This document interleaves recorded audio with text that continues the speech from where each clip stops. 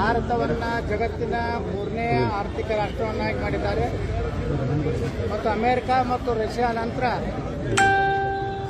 ಜಗತ್ತಿನಲ್ಲಿ ಒಂದು ಶಕ್ತಿಯುತ ರಾಷ್ಟ್ರ ನಿರ್ಮಾಣ ಆಗಲಿಕ್ಕೆ ಅಟಲ್ ಬಿಹಾರಿ ವಾಜಪೇಯಿ ಅವರ ಮಾರ್ಗದರ್ಶನ, ಅವರ ಆದರ್ಶ ಇವತ್ತು ನರೇಂದ್ರ ಮೋದಿ ಅವರಿರೋದ್ರಿಂದ ಭಾರತ ಜಗತ್ತಿನ ಮೂರನೇ ಶಕ್ತಿಯಾಗಿ ಹೊರಬರಲಿಕ್ಕೆ ಸಾಧ್ಯ ಆಗಿದೆ. ಅದರ ಜೊತೆಗೆ ಇವತ್ತು ಈ ಕ್ರಿಸ್ತನ ಒಂದು ಜನ್ಮದಿನನೂ ಹೌದು.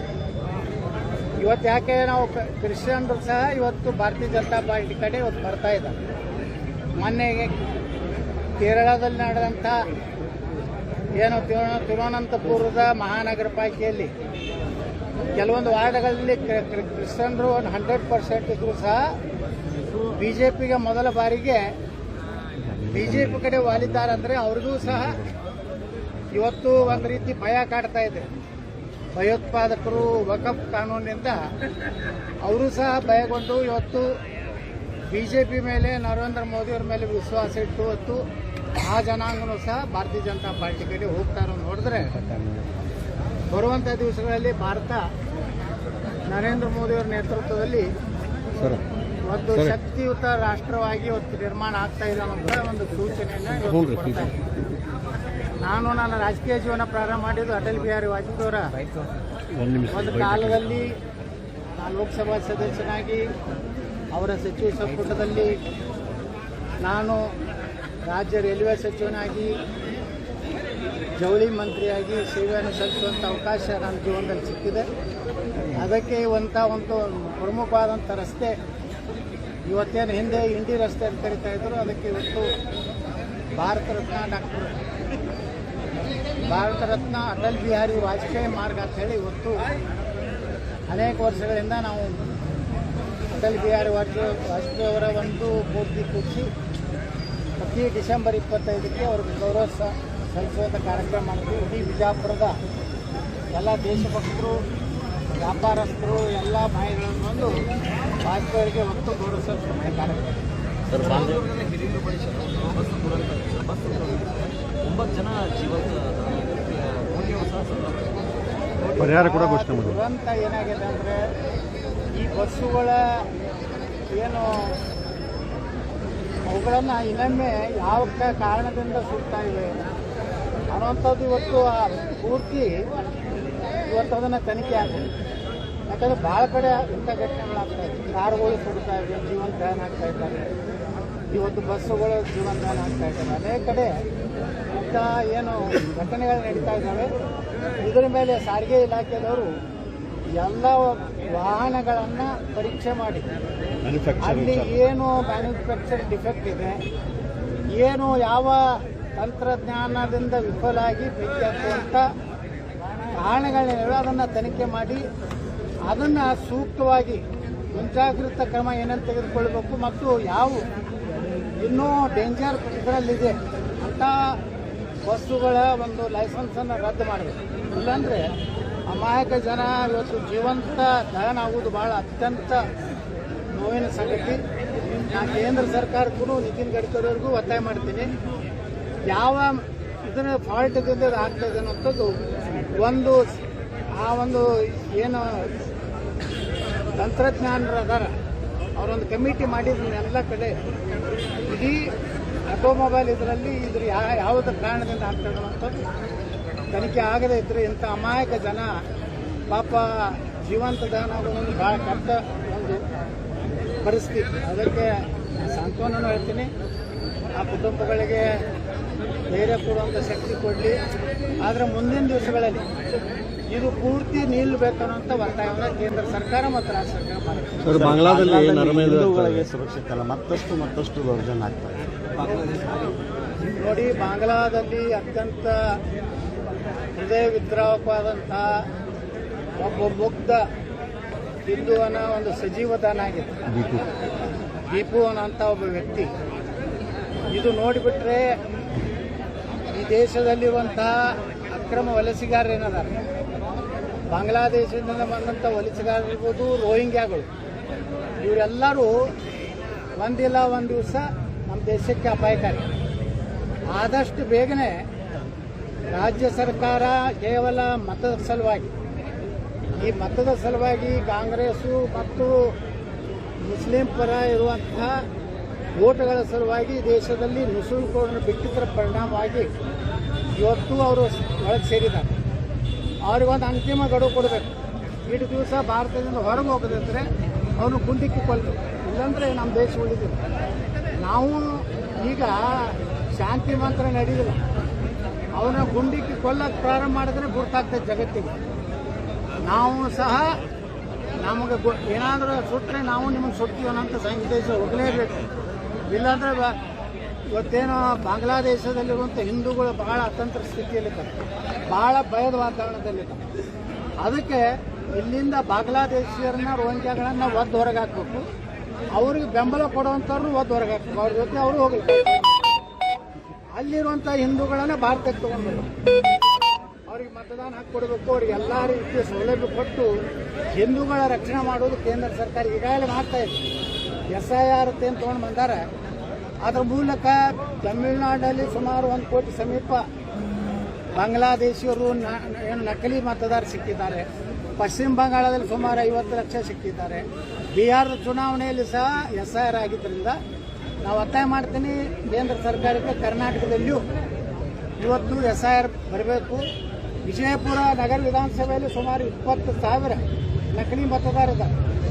ಒಂದೇ ಹೆಸರಿನ 4 ಮತದಾರರಿದ್ದಾರೆ. ನಮ್ಮಲ್ಲಿ ಪ್ರೂಫ್ ಐತೆ, ನಾವು ಸುಮ್ಮನೆ ಮಾತಾಡೋದಿಲ್ಲ. ಮನೆ ಜಿಲ್ಲಾಧಿಕಾರಿಗಳು ಕೊಟ್ಟಿದ್ದೀವಿ. ಸುಮಾರು 19,500 ನಕಲಿ ಮತದಾರರು ವಿಜಯಪುರ ನಗರದ ಒಂದರಲ್ಲೇ ಅದ. ಹೆಂಗಂದ್ರೆ ಉದಾಹರಣೆ ಅಂದ್ರೆ ಒಬ್ಬ ವ್ಯಕ್ತಿ, ಅವನ ಹೆಸರು ಸಲೀಮು, ಒಂದು ಕಡೆ SALIM ಅದಾನ, ಒಂದು ಕಡೆ SALEEM ಅದ, ಒಂದು ಕಡೆ SALEM ಅದ. ಅಂದ್ರೆ ಒಬ್ಬನೇ 3-4 ಕಡೆ ಮತದಾರ ಇರುವಂತ ನಮಗೂ ಸಿಕ್ಕಿದೆ. ನಾವು ಜಿಲ್ಲಾಧಿಕಾರಿಗಳ ಪೂರ್ತಿ ಅವ್ರ ಹೆಸರು, ಅವ್ರ ಫೋಟೋ, ಆ 4-3 ಮತದಾರ ಏನು ಇದು ಐತಲ್ಲ ಅದರಲ್ಲಿ ಫೋಟೋ ಒಂದೇ ಇದೆ, ಅದು ಕೆಳಗೆ ಹೆಸರು ಹಾಕೈತೆ. ಇಂಥ ನಕಲಿ ಮತದಾನ ಮಾಡಿ ಕಾಂಗ್ರೆಸ್ ಕರ್ನಾಟಕದಲ್ಲಿ 136 ಸೀಟ್ ಗೆಲ್ಲಕ್ಕಾಗಿದೆ. ಅದಕ್ಕೆ ನಾನು ಕೇಂದ್ರ ಸರ್ಕಾರ ಒತ್ತಾಯ ಮಾಡ್ತೀನಿ. ಈಗಾಗಲೇ ಸುಪ್ರೀಂ ಕೋರ್ಟ್ ಹೇಳಿದೆ, ಇನ್ನು ಮ್ಯಾಗ ಯಾವುದೇ ರೀತಿಯ SIR ವಿರುದ್ಧ ಮೇಲ್ಮನವಿಯನ್ನು ಅಥವಾ ಯಾವುದೇ ಅರ್ಜಿಯನ್ನು ಸುಪ್ರೀಂ ಕೋರ್ಟ್ ತಗೋದಿಲ್ಲ ಅಂತ ಈಗಾಗಲೇ ಹೇಳಿದ್ರಿಂದ ನಾನು ಸುಪ್ರೀಂ ಕೋರ್ಟ್ಗೂ ಧನ್ಯವಾದ ಸಲ್ಲಿಸ್ತಾ ಇದ್ದೀನಿ. ಮುಖ್ಯ ನ್ಯಾಯಾಧೀಶರಿಗೆ, ಗೌರವಾನ್ವಿತ ಮುಖ್ಯ ನ್ಯಾಯಾಧೀಶರಿಗೆ. ಇಂಥ ದೇಶದ್ರೋಹಿಗಳು ಆ ಹಿಂದೂ ಸಮಾಜಕ್ಕೆ ಹುಟ್ಟಿರ್ತಾರೆ, ಆದರೆ ಹಿಂದೂಗಳ ಮತ್ತು ಭಾರತ ವಿರುದ್ಧ ಮಾತಾಡುವಂಥ ಅಲ್ಕ ನನ್ನ ಮಕ್ಕಳಿಗೂ ಸಹ ಸರಿಯಾಗಿ ಬುದ್ಧಿ ಕಲಿಸ್ಬೇಕಂತ ನಾನು ಆಗ್ರಹ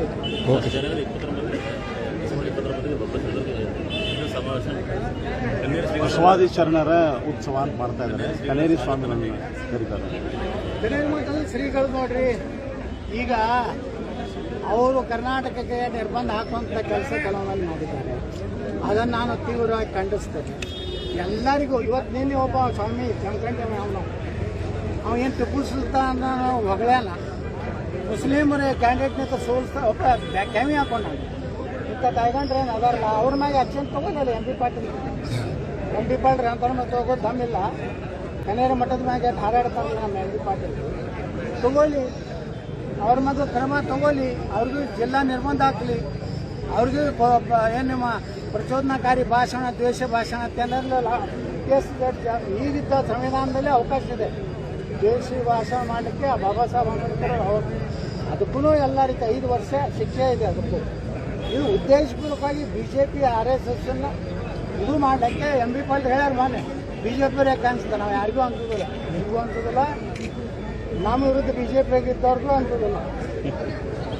ಅವ್ರು ಯಾರು ಎಲ್ಲ ಮೊನ್ನೆ ನಾಳೆ 29ಕ್ಕೆ ಏನು ಹಿಂದೆ ಕೂತು ಮಾಡ್ಲಕತ್ತಾರಲ್ಲ, ಅವ್ರು ಯಾರು ಪೊಕಟಿ ಗಿರಿಕಿಗಳು, ಅವ್ರೇನು ರೊಕ್ಕ ಖರ್ಚು ಮಾಡೋ ಗಿರಿಕಿಗಳಲ್ಲ. ಅಲ್ಲಿ ಅವ್ರು ಸುಮ್ಮ ಏನೋ ತಾವು MLA ಆಗ್ಬೇಕಂತ ಮಾಡುವಂಥ ಗಿರಿಕಿಗಳು, ಅವು ಎಂದೂ MLA ಆಗೋದಿಲ್ಲ. ಅದಕ್ಕೆ ಅಂಥ ಅಯೋಗ್ಯರು, ನಾಲಾಯಕರು ಮಾಡುವಂಥ ಕಾರ್ಯಕ್ರಮ ಪಾಪ ಸುಮ್ಮ ಸ್ವಾಮಿಗಳ ಕಡೆಯಿಂದ ಪ್ರೆಸ್ ಮೀಟ್ ಮಾಡ್ತಾರೆ. ಆದರೆ ಹಿಂದಿರುವಂಥ ಕಳ್ಳರು ಎಲ್ಲ ರಾತ್ರಿ ಎಲ್ಲ ಶಿವಾನಂದ ಪಾಟೀಲ್ ಊಟ ಹೊಸಗದ ಮನೆಯಾಗಿರುವಂಥ ಗಿರಿಕಿ. ಶಿವಾನಂದ ಪಾಟೀಲೇ ನಮ್ಮ ರಾಜಕೀಯ ಗುರು ಅನ್ನೋ ಗಿರಿಕಿ. ಅವ್ರನ್ನ ತೊಗೊಂಡು ನಾವು ಅಲ್ಲಿ ಹೋಗೋದಿಲ್ಲ ಬಬಲೇಶ್ವರ. ಆದರೆ MP ಪಾಟೀಲ್ರಿಗೆ ಹೇಳ್ತೀನಿ, ಲಿಂಗಾಯತ, ವೀರಶೈವ, ಹಿಂದೂ ಧರ್ಮ ಹೊಡೆಯುವಂಥ ಕೆಲಸ ಮಾಡಬೇಕು. ನಾವು ಅದನ್ನು ಒಪ್ಪೋದಿಲ್ಲ. ಮಾಡಿದ್ರೆ ಅದು ಪರಿಣಾಮ ನಿಮ್ಗೆ ಬೀಳ್ತದೆ, ಈ ಸಲ ಬೀಳ್ತದೆ. ಇನ್ನು ಮ್ಯಾಗ ಎಲ್ಲೂ ಹಿಂದೂ ಧರ್ಮಕ್ಕೆ ಬೈದ್ರಿ ನಾ ಬಬಲೇಶ್ವರನ ಪ್ರತ್ಯಕ್ಷ ಆಗ್ತದೆ, ಅವಾಗ ಪ್ರತ್ಯಕ್ಷ ಆಗ್ತದೆ. ಈ ಬಂದ್ ಮಾಡ್ಯಾರ ಅವ್ರು ತಿಳ್ಕೊಂಡವ್ರು ಹಿಂಗೆ ಮಾತಾಡಿದ್ರೆ ಬರೀ ಸಾವಿರ ಹಾಕಿ ಓಟ್ ಹಾಕಿದ್ರೆ ನಂಗೆ ಎತ್ತಿ ಅನ್ನೋ ತಿಳ್ಕೊಂಡವ್ರು ಪಾಪ. ಇವ್ರೇನು ಮಾಡ್ಲಕತ್ತಾರ 29 ಗಿರಕಿಗಳು, ಈ ಕಲೆಕ್ಷನ್ ಗಿರಕಿಗಳು ಮನೆ ಪ್ರೆಸ್ ಮೀಟ್ ಮಾಡ್ತಾರೆ ದಿನ ಒಂದೊಂದು. ಯತ್ನಾಡ್ರು BJP ಸರ್ಕಾರ ಇದ್ದವ್ರು ರೊಕ್ಕ ತಂದ್ರು. ಈಗ 275 ಕೋಟಿ ರೂಪಾಯಿ ತಗೊಂಡಿಲ್ಲ. ಎಷ್ಟು 108 ಕೋಟಿ ರೂಪಾಯಿ ಮಹಾತ್ಮ ಗಾಂಧಿ ನಗರ ವಿಕಾಸ ಯೋಜನೆ ಟೆಂಡರ್ ಆಗಿದೆ. ನಗರಾಭಿವೃದ್ಧಿ ಸಚಿವರು ಸುರೇಶ್ ಬೈರೇತವ್ರು ಫೋನ್ ಮಾಡಿ ನಮ್ಮ ಇದಕ್ಕೆ ಮಾಡಿ ಟೆಂಡರ್ ಮಾಡ್ತಾ ಇದ್ದೀವಿ ಅಂತೇಳಿ ಸಹಕಾರ ಕೊಡ್ಬೇಕಂತೇಳಿ ನಿನ್ನೆ ಹೇಳ ಮನೆ ಹೇಳಿದ್ದೆ ಅಧಿವೇಶನದಾಗ. ಅದರ ನಂತರ ನಾನೇ 80 ಕೋಟಿ ರೂಪಾಯಿ ತೊಗೊಂಡು ಸುಮಾರು 200 ಕೋಟಿ ರೂಪಾಯಿ ಮೇಲ್ಪಟ್ಟು ವಿಜಯಪುರ ನಗರಕ್ಕೆ ಬಂದಿದೆ. ಕಾಂಗ್ರೆಸ್ ಸರ್ಕಾರ ಇದಾಗ ಬಂದಿದೆ. BJPಗೆ ಹಿಂದಕ್ಕೆ 2 MLA ಇರ್ತಾರಲ್ಲ ಇಲ್ಲಿ ಬಿಜಾಪುರನಾಗ ಮಹಾಮೈಂಡ್ ಗುಂಟ ಮಾಡೋದು ಬಿಟ್ಟು ಚಂಡನು ಮಾಡಲಿಲ್ಲ. ಏನೋ ಮಾಡೋದಂದ್ರೆ ಬಿಜಾಪುರ ನಾವು ಧೂಳಾಗ ಇಲ್ಲಿ ವಾಜಪೇಯಿ ರೋಡ್ ಮಾಡಿ 8 ವರ್ಷ ಆಯ್ತು ರೀ. ನೀವು ಒಳ್ಳಕತ್ತಿ ಇದು 2 ವರ್ಷ ಆಯ್ತು. ಏನಾರು ಆಗೈತೆ 8-9 ವರ್ಷ ಆಯ್ತು ಈಗ ನಾವು ಮಾಡಿ. 10 ವರ್ಷ ಸಮೀಪತ್ತು ಏನಾರು ಎಲ್ಲರ ಒಂದು ಕಡೆ ರಾಡಿ ಆಗೈತೆ. ಯಾರು ನಾ BJP MLA ನಾ ರೊಕ್ಕ ತಂದಿದ್ದು ಇಲ್ಲ. ನಮ್ಮ ಕನಕದಾಸ ಮಾರ್ಗ ಐತೆ ನಮ್ಮ ಬಾಬಾ ಸಾಹೇಬ್ ಅಂಬೇಡ್ಕರ್ ಸ್ಟೇಡಿಯಂ ಹೈದರಾಬಾದ್ ಹೋಗ್ತಾರೆ ರಸ್ತೆ, ಅದು 3 ತಿಂಗಳಿಗೆ ಒಂದು ಕಟ್ತೀವಿ. ಅದನ್ನು ಈಗ ನೋಡ್ರಿ ಅದೂ 7-8 ವರ್ಷ ಆಯ್ತು. ನಮ್ಮ ಗೋವಿಂದ ಕಾರಜೋಳರಿಗೆ ಅವ್ರ ದೊಡ್ಡ ನಾವು ಮಾತಾಡಿ ಅದು ವಿಶೇಷ ಹಣ ತಂದು ಹಾಕಿದೆ. ಇಡೀ ಬಿಜಾಪುರ ಸುಂದರ ಆಗೈತೆ, ಅದು ನೋಡೋದಾಗಲ್ಲ. ಬಿಜಾಪುರ ಮೊನ್ನೆ ಒಬ್ಬ ರಾಯಚೂರದವ್ರು ಒಬ್ಬ ನನಗೆ ಇಲ್ಲಿ ಬಿಜಾಪುರನಾಗ ಅವ್ರ ಹೆಂಡತಿ ತವ್ರ ಮನೆ ಅವರು ಇಲ್ಲೇ ಡೆಲಿವರಿ ಆಗೈತೆ ಅಂತೇಳಿ 15 ದಿವಸ ಇತ್ತು. ಅವೊಂದು ನನಗೆ ಪತ್ರ ಕಳ್ಸ್ಯಾರ. ನಾನು ಕರ್ನಾಟಕದಲ್ಲಿ ಭಾಳ ನಾನು ರಾಯಚೂರು ಹಿಡಿದು ಎಲ್ಲ ಕಡೆ ನಾನು ನೋಡಿದ್ದೀನಿ. ಬಿಜಾಪುರದಷ್ಟು ಸುಂದರವಾದ ನಗರ ಯಾವುದೂ ನೋಡಿಲ್ಲ. ನಿಮ್ಗೆ ಧನ್ಯವಾದಗಳು. ಇಂಥ MLAಗಳು 224 ಕ್ಷೇತ್ರದಾಗೂ ಬೇಕಂತೇಳಿ ಪತ್ರ ಮಾಡಿದ್ರು. ಅಂದ್ರೆ ವಿಜಯಪುರ ಸುಧಾರಣೆ ಆಗ್ಲಕ್ಕದ. ಮನೆ ಬಸ್ ಬಿಡುಗಡೆ ಅದು 25 ಯಾರಿಂದ ಬಿಜಾಪುರ MLA ಅದ ಅಂತೇಳಿ ಏನು ಯಾರು MP ಪಾಟೀಲ್ ಅದು ವಿರೋಧ ಮಾಡಲಿಲ್ಲ. ಅಭಿವೃದ್ಧಿ ಬಂದಾಗ MP ಪಾಟೀಲ್ ವಿಚಾರ ನಾವು ಸಪೋರ್ಟ್ ಮಾಡಿ ಈ ಹಲ್ಕ ಕೆಲಸ ಮಾಡಿಲ್ಲ. ಅವ್ರಿಗೆ ನೀರಾವರಿ ಮಾಡೋಕೆ ಅವ್ರು ಗೌರವ ಕೊಟ್ಟಿದ್ದೀವಿ, ಭಗೀರಥ ಅಂತ ಹೇಳಿದ್ವಿ. ಇದು ತಪ್ಪೇನಿಲ್ಲ. ಇವತ್ತು ಇಷ್ಟೆಲ್ಲ ಬಿಜಾಪುರನಾಗ ಅಭಿವೃದ್ಧಿ ಆಗೈತಲ್ಲ. ಇವತ್ತು ನೋಡ್ರಿ ಲ್ಯಾಂಡ್ ವ್ಯಾಲ್ಯೂ ಎಷ್ಟಾಗೈತೆ ಬಿಜಾಪುರನಾಗ. ಈ ನಮ್ಮ ಕಾಲೇಜ್ ರೋಡ್ ಸೋಲಾಪುರ ರೋಡ್ ಎಷ್ಟು ಒಳ್ಳೆಯ ರಸ್ತೆ ಆಗಿದೆ. ಅದಕ್ಕೆ ಕೆಲವೊಂದು ಮಂದಿ ಟೀಕಾ ಏನು ಮಾಡ್ತಾರಲ್ಲ ಅವರಿಗೆ ಉದ್ಯೋಗ ಇಲ್ಲ. ದಿನ ಪ್ರೆಸ್ ಮೀಟ್ ಕರೀದಿ ಮನೆಯಿಂದ ಉದ್ದಕ್ಕೆ ಚಾ ಮಾಡ್ಕೊಂಡು ಕೊಡೋದು ಮನೆಯಂದು ಅದೇ 10 ಮಂದಿಗೆ ಅಡ್ಡ ತರೋದು. 11 ಪತ್ರಕರ್ತ ಹೋದ್ರೆ ಉದ್ದಿಟ್ಟು ಸಿಗುದಿಲ್ಲ, ಚಾನು ಸಿಗುದು ಅಂತ ಯೋಗ್ಯರು ಎಲ್ಲ ಮಾಹಿತಿ ಮನೆಯಾಗ ಉಪ್ಪಿಟ್ಟು ಕಾಲು ಯಾವ ನೋಡ್ರಿ ನನ್ನ ಜಗತ್ತಾಗ ಯಾವ ಇಂಥ ಅಯೋಗ್ಯರು ಕೈಯಾಗ BJP ಕೊಟ್ಟಾರ. ಅವ ವಿಜೇಂದ್ರ ಗಜೇಂದ್ರ ಎಲ್ಲ ಕೂಡಿ ನೀನು ನನ್ನ ಮ್ಯಾಗ ಹೋಗ್ಕೋತಾರೆ ಸಾಬ್ರ ಇದರಾಗ ಅದು ಕಬ್ಬಿಗೆ ಹಾಕೊಡಂತ. ನೀನು ಶಿಕಾರ್ಪುರ್ನಾಗ ಏನು ಮಾಡ್ಯಾನ ವಿಜೇಂದ್ರ? ಜಗತ್ ಮ್ಯಾಗ ಕುಚ್ ಭೀ ಹೋನೆ ಅದು ಶಿಕಾರ್ಪುರ ಅಂತ ತುಂಬ ಬಾಯಿ ನಾಚಿಕೆ ಮಾನ ಬರೋದಿದೆ. ಅವ್ರು ಹಿಂದುತ್ವ ಬಗ್ಗೆ ಏನು ಮಾತಾಡ್ತಾರೆ ಅದಕ್ಕೆ ಹೇಳ್ತೀನಿ. ಎಲ್ಲರಿಗೂ ನಾನು ಒಂದೇ ಎಚ್ಚರಿಕೊಡ್ತೀನಿ. BJP ಇದ್ದಾಗ ಹಣ ತಂತೀವಿ. ಯಾರು ನಾನು ಜಗಳಾಡ್ತಂದೀನಿ. ನಾ ಮಂತ್ರಿ ಆಗಲಕ್ಕ ಏನು ಯಡಿಯೂರಪ್ಪ ಮನೆಗೆ ಹೋಗಲ್ಲ, ಬೊಮ್ಮಾಯಿ ಪಲ್ಲಿ ಹೋಗಿ ನಾ ಕೈ ಮುಗಿದಲ್ಲ. ನಗರದಾಗ ಡೆವಲಪ್ಮೆಂಟ್ ಮಾಡೀನಿ. ಇದು 225 ಕೋಟಿ ರೂಪಾಯಿ ಹೆಚ್ಚು ಕಡಿಮೆ ಇವತ್ತು ರೊಕ್ಕ ಬಂದೈತಿ. ಇನ್ನು ಭೂಮಿ ಪೂಜೆ ಚಾಲು ಮಾಡ್ತೇನೆ. ಅಲ್ಲಿಂದ ಏನು ಹೊಯ್ಕೋತಾರೆ ಹೊಯ್ಕೊಂಡು ನೋಡ್ರಿ. ಈಗ ಜಿಲ್ಲಾಧಿಕಾರಿಗಳ ಕಚೇರಿ ನೂತನ ಕಚೇರಿನ ಕನಕದಾಸ ಬಡಾವಣೆ ಮಾಡಲಿಕ್ಕೆ ಪ್ಲಾನ್ ಮಾಡಿದ್ರಿ. ಏನಾಯ್ತು ಸರ್? ಈಗ ಮತ್ತೆ ಕೆಲವೊಬ್ರು ಹೇಳ್ತಾ ಇದ್ದಾರೆ ಅದು ಶಿಫ್ಟ್ ಮಾಡಿದ್ದಾರೆ ಬೇರೆ ಕಡೆ ಅಂತೇಳಿ. ನಮಗೂ ಮಾಹಿತಿ ಇಲ್ಲ. ಕನಕದಾಸ ಬಡಾವಣೆ ನಾವೇನು ಪೂಜೆ ಮಾಡಿರಲ್ಲ ಅದೇ ಜಾಗದಾಗ ಆಗ್ತೈತಿ. ಟೆಂಡರ್ ಆಗಿದೆ. ಸುಮ್ಮನೆ ಏನೋ ಅಂತ ಈಗ ಏನಾಗ್ತೈತಿ, ಹೊಸ ಮುಖ್ಯಮಂತ್ರಿಗಳು ಬರೋಣನೇ ಒಂದಿಟ್ಟು ಏನೇ ನಾಳೆ 9ನೇ ತಾರೀಕು ಮುಖ್ಯಮಂತ್ರಿಗಳು ಬರ್ಲಾಕತ್ತಾರೆ. ಬಂದಾಗ ಅವ್ನು ಸುಮ್ಮನೆ ಜಾಯಿಂಟ್ ಮಾಡಿ ಈ ಇಂಡಿಯಾಗ ಮಾಡಲಿಲ್ಲ. 5,000 ಕೋಟಿ ರೂಪಾಯಿ ಕಾಮಗಾರಿ. ಒಂದರ ಇಂಡಿಯಾಗ ಚಲೋ ರೋಡ್ ಅದ ಹುಡುಕಿ ಕೊಟ್ಟರೆ 100 ರೂಪಾಯಿ ಬಹುಮಾನ ಕೊಡ್ತೀನಿ. ಬರೀ 100 ರೂಪಾಯಿ ಒಂದರ ಇಂಡಿ ಒಳಗೆ 5,000 ಕೋಟಿ ಮಾಡಿ ಸಿದ್ದರಾಮಯ್ಯ ಬಂದು ಎಲ್ಲ ಹಾಕ್ತಾರೆ. ಒಂದು ರೋಡ್ ಇಲ್ಲಿ ಎಲ್ಲಿ ಅವನೇ ನಾನು ಏನು ಮಾಡೋಣ. ಸುಮ್ಮನೆ ಇಲ್ಲಿನೂ ಬಿಜಾಪುರನಾಗ MP ಪಾಟೀಲ್ ಮಾಡ್ಲಕತ್ತಾರೆ. ನಾವು ಮಾಡಿದ ಪೂಜಾಗಳನ್ನೆಲ್ಲ ಅದ್ರಾಗ ಸೇರಿಸಿ ವೆಲೋಡ್ರಮ್ ನಮ್ಮ ಕಾಲಕ್ಕೆ ಆಗಿತ್ತು.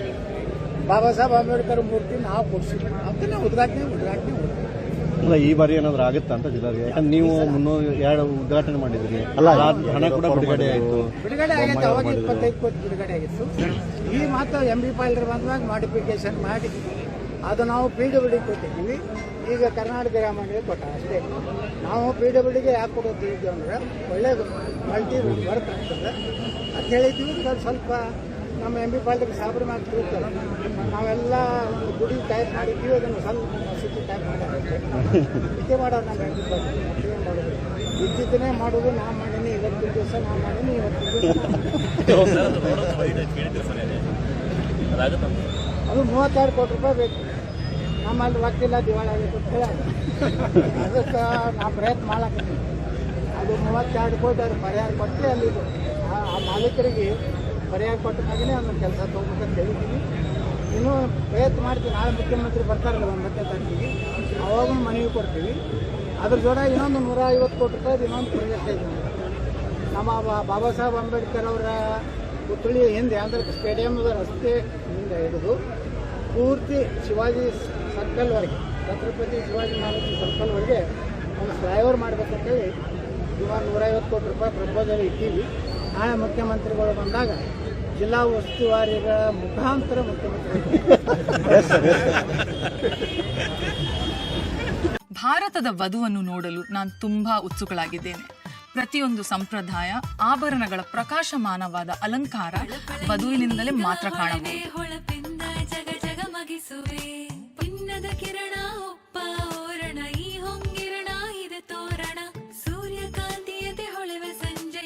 ಇದು ವೈಭವದ ಮದುವೆ ಸಂಭ್ರಮ.